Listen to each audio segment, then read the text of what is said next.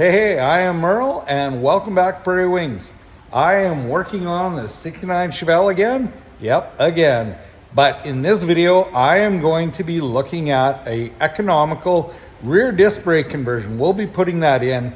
But the cool thing about this, it's economical as well as we can still use the 15-inch rallies that we have on this. We don't have to buy new rims. So join me as I get it together.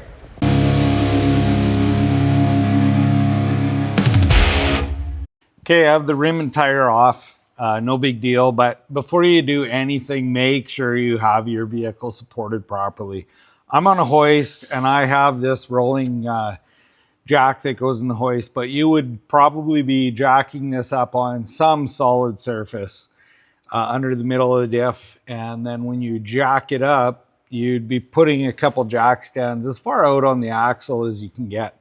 And so that's what's done. Now, I just noticed the brakes on this thing, they look like they have been recently done. I haven't pulled the drum off yet, but like everything looks really fresh. I'm betting we're gonna find some new brakes in here.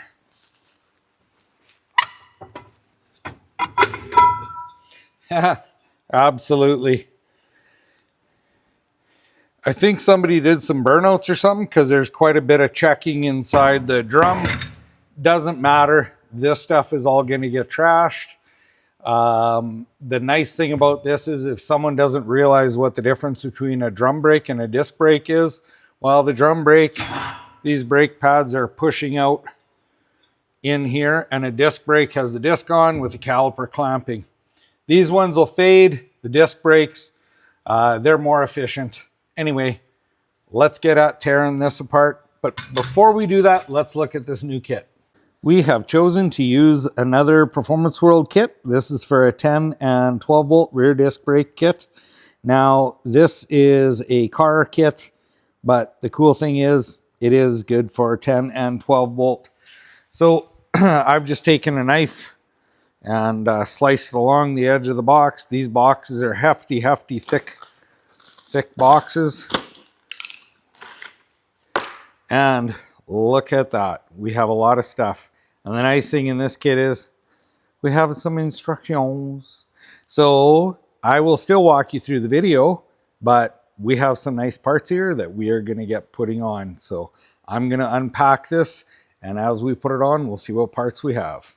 The contents of the kit is, well, we have a couple rotors, we have a couple calipers, we have our brackets, we have the brake cables, and we have the brake hoses.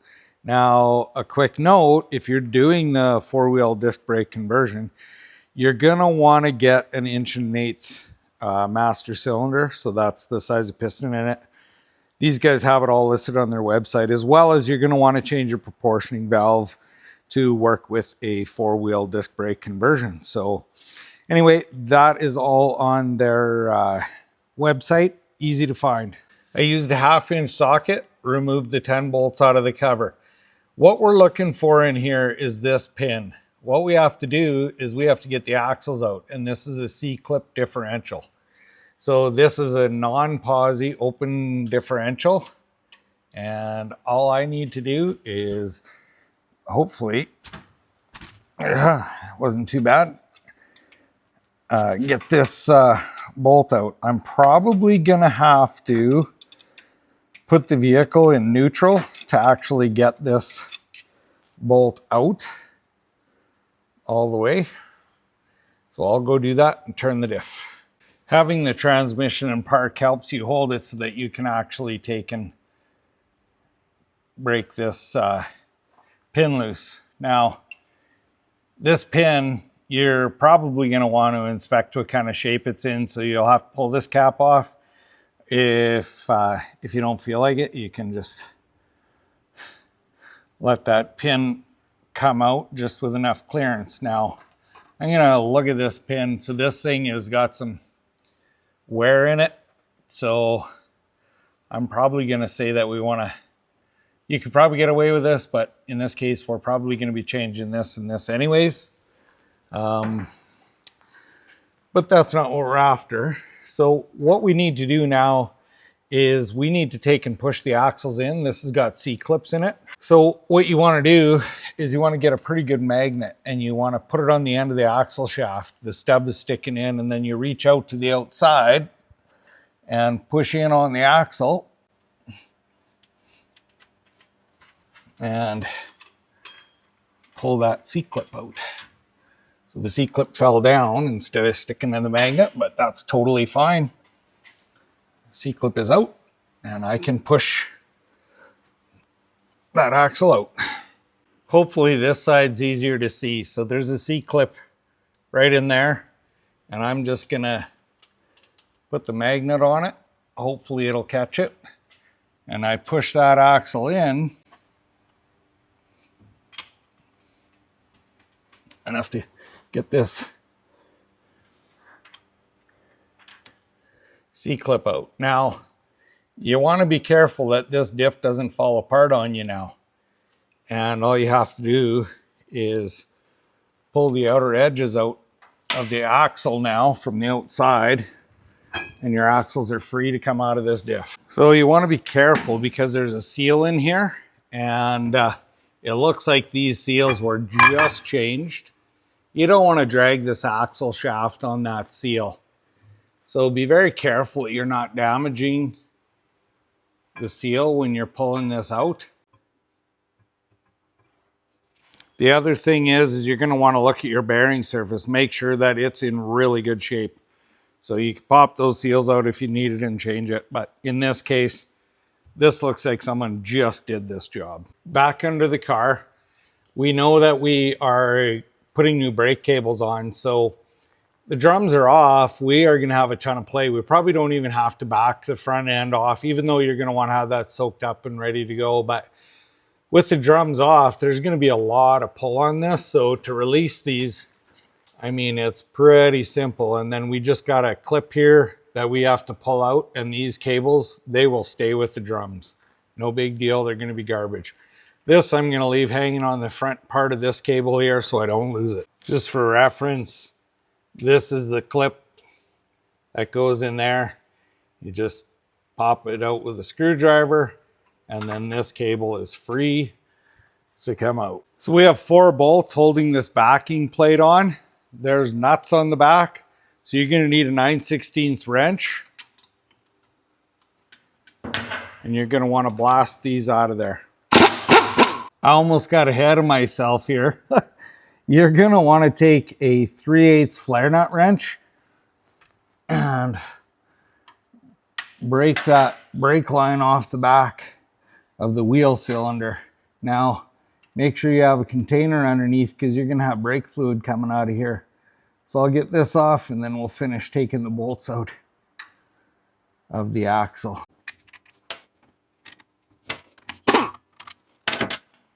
This task comes pretty easy because this we just take out to the metal bin now. I took and cleaned up that flange, and then you're going to find 2 of these square flanges, and you want to make sure you put that on because that isn't going to fit over top of the axle. Speaking of the axle, that's the next thing that goes in. So just be very careful you're not dragging it over the seal. Not a big deal. Take your time. No big deal. Deal and seal rhyme.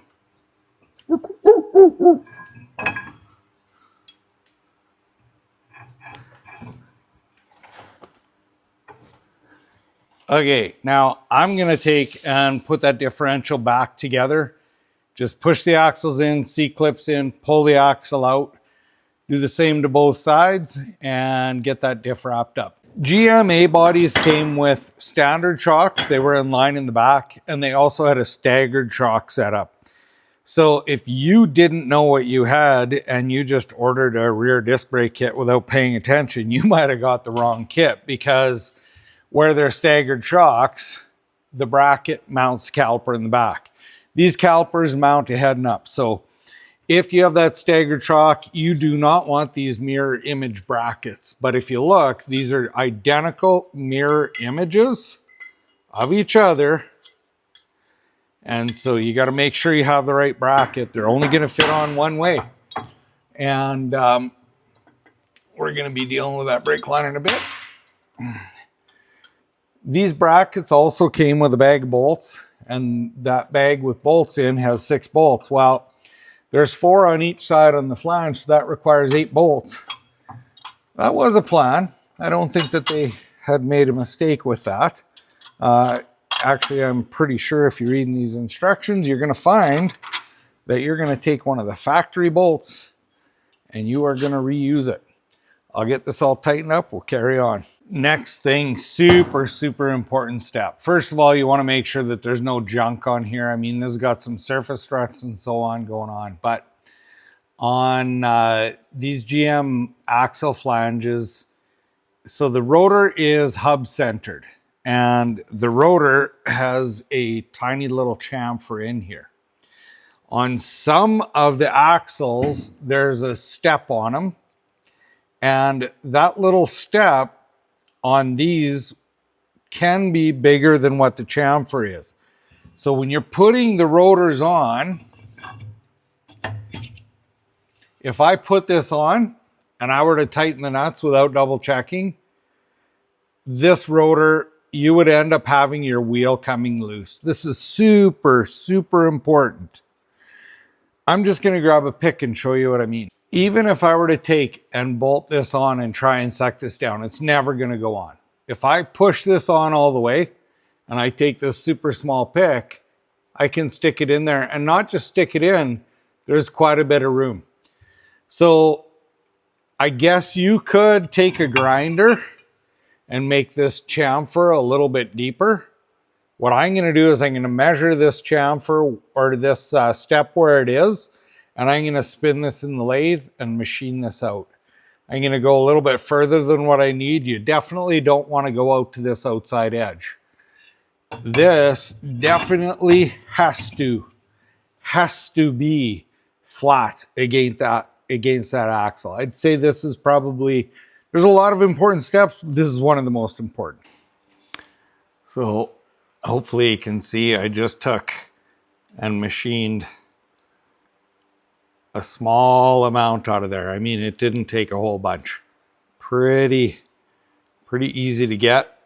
Just ensure, like, do whatever it takes. Mark something on there if you don't know how to measure, whatever, that you can actually, like, I don't know, maybe a paint pen. I don't know what the idea is, but make sure it's flat on there. Put a mark on there, see if it transfers to the in here, but make sure. I think I stressed that a little bit, and I'm hoping you get it. Make sure that's on all the way. Next thing that we have to do, well, we're working on the right-hand side, so this caliper's up to the front. Same with on the other side, it's up to the front. What we want to do is we want to turn it around, make sure that the bleeder is on the top. Make sure that you haven't got them mixed up.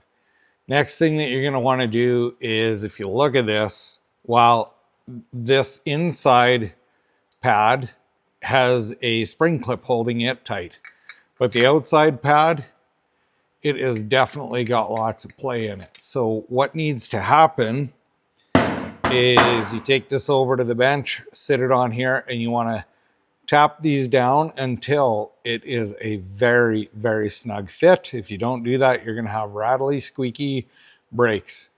We don't want to do that. So I took and tapped those down.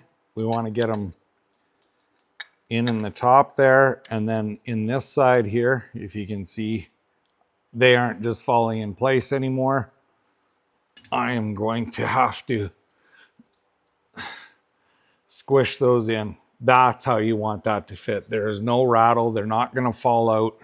That is tight in there.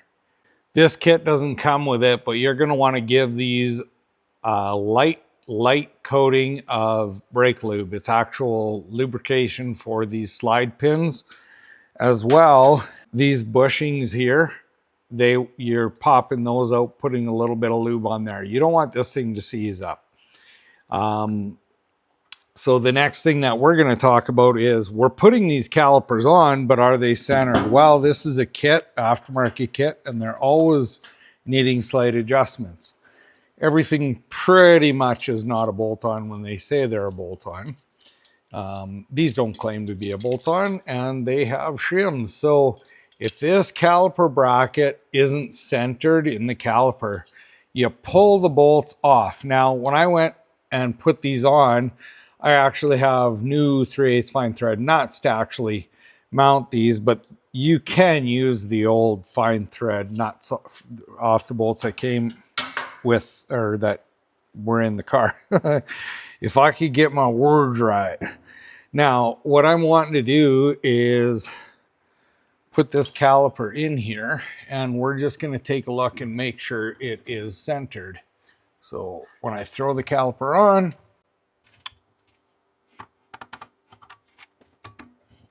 and these should be, I believe, a 3/8 Allen head socket for that. I will just go and get a wrench, double check. And these back pads as well are held in by these pins. So I'll get that snuggied up.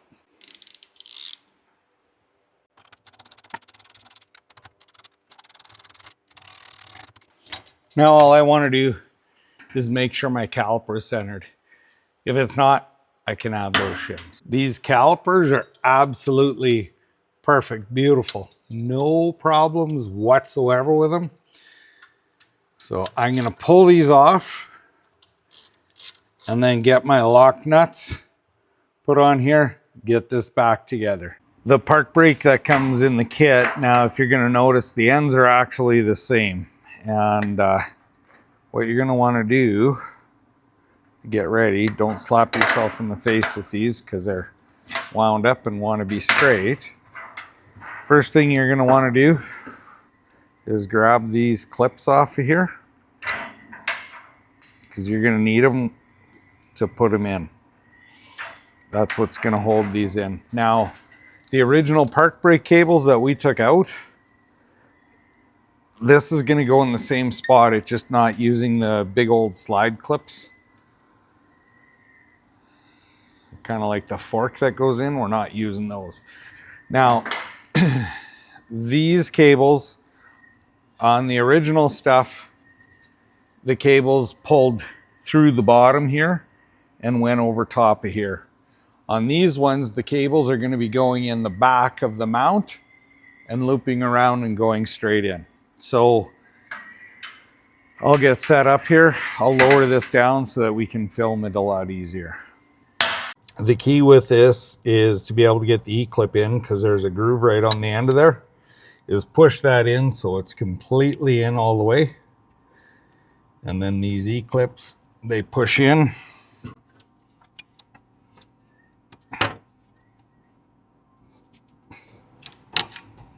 With a little bit of finagling.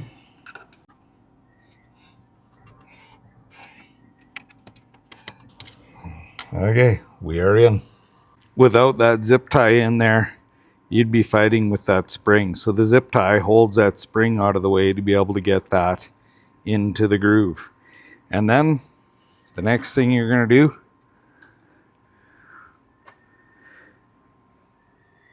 get rid of that zip tie.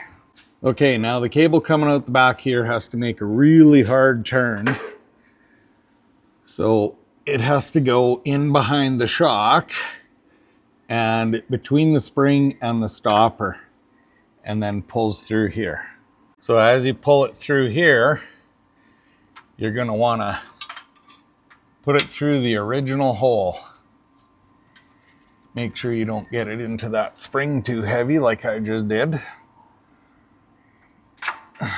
Get it into the factory hole, and then it's going to live down beside the spring here. Once you have it into that hole and through where you can see the E-clip groove,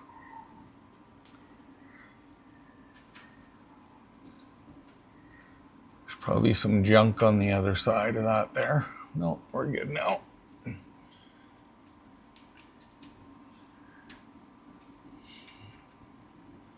Get that E-clip started.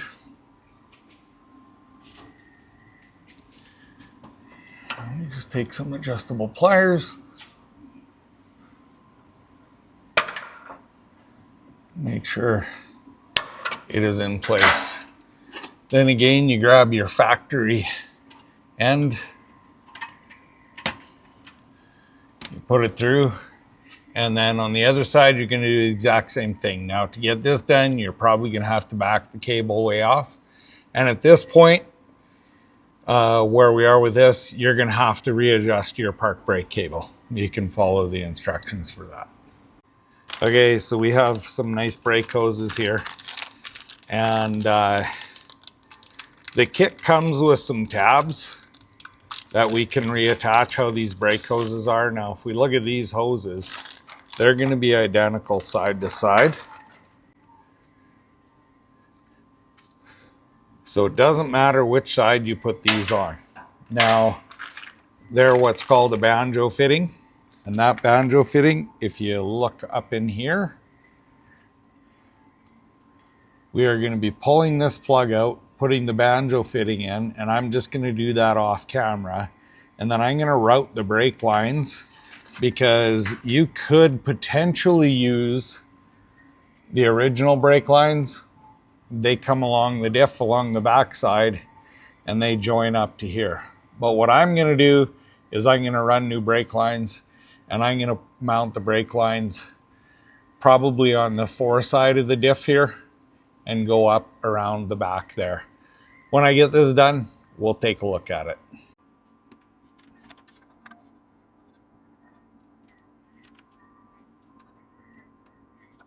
Okay, got the brake lines all running here. Hard lines are finished. We'll have to do some bleeding of the brakes, and then we're putting a heavier diff cover on. So I chose this right up here has a gap underneath it, and it's actually going to end up a little bit more once I have the brake lines all tightened in. They're just loose right now. But we can't use that bracket because the diff cover we're using. And then up front here, I made my own brackets because I wanted these stood out quite a bit further because of me running the brake lines in front of the diff. Now, normally and factory stuff, all your brake lines are on the back side of the diff, and the reason why is they don't get beat up from gravel back there. And on this, I'm not really too worried about getting it beat up from gravel, so I ran it on this side. You can easily choose to run your brake lines on the back side, but I think this is going to look a lot cleaner from the back of the car. Okay, with this four-wheel disc brake setup, I'm going to go and change the master cylinder because the original master cylinder that had all four drums isn't going to work. So first of all, changing that, then I'm going to be bleeding the brakes, then I'm going to be adjusting the park brake up, and that isn't it. We still have some more work on this car, so I'm pretty excited. We're going to be changing the rear suspension in this. It's going to be a good riding car, and yeah, I guess you got to watch for the next videos coming out on that. Anyway, I really am enjoying working on this 69. Hopefully these videos are helping you, especially with this budget-minded stuff. The rear suspension in this car, it's not going to be really that budget-minded. But anyway, if you don't mind, please like, share, and subscribe. It really helps the channel out, and hope you enjoyed.